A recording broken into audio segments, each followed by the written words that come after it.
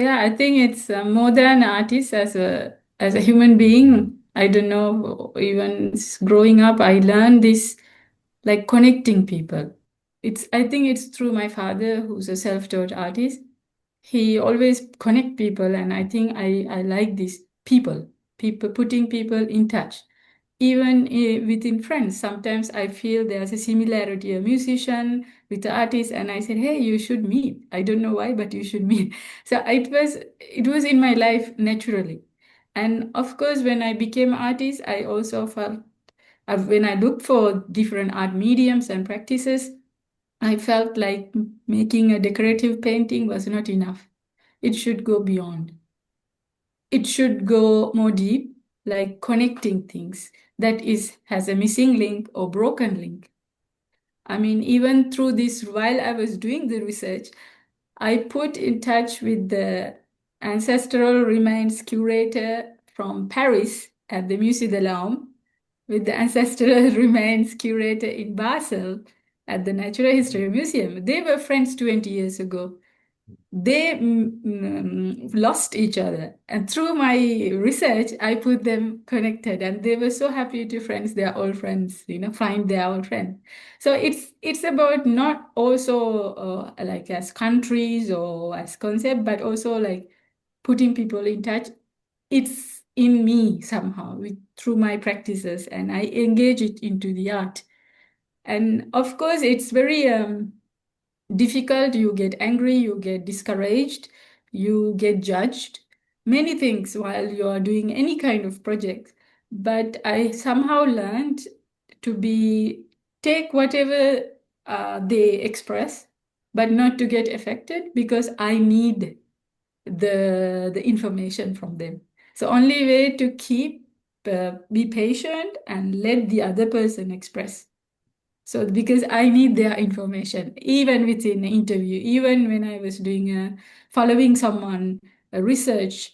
For example, I was doing a project 2016, 17, and 18 about the Sri Lankan Tamil diaspora in France and Switzerland.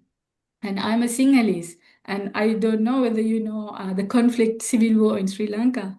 It's impossible to reach a Tamil person the moment you say you are Sinhalese, because they think you're a spy. What do you want? And a lot of people attacked me and said very bad things to me. But I let them express. I took it, and when they calmed down, I contacted them, reached them again, and they said, apologize. And they told me their story, because I was collecting their story.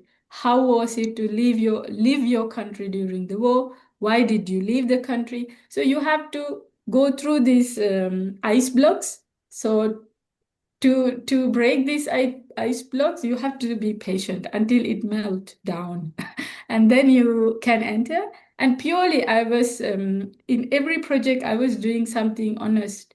I was not taking their information and turning them into bad things. So it's about also winning the trust of the other person. So it's important, these aspects like winning the trust, being patient, and let the other express, because people need to express and somebody has to listen. So I have this ability of listening and letting go. It's not mine, but I let go. Now let's begin the real talk. I think this helped me navigate through my art projects and also this project, which was a major project in my life. Breathe and smile and just be honest. That's it. Just be honest with your heart. You have to let the other person feel I'm doing something because this happened to our ancestors and I want to tell this story. So to be honest with your heart. And then I think people understood and they opened doors.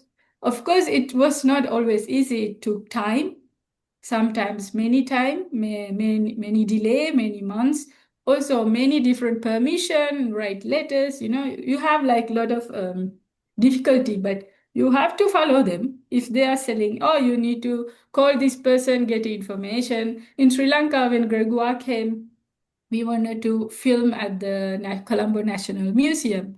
So I wrote to the Ministry of Culture, I wrote to the director of the museum, I even called them, but it was just impossible. But you just have to, go, and then finally we managed to do it in a different way. Wow.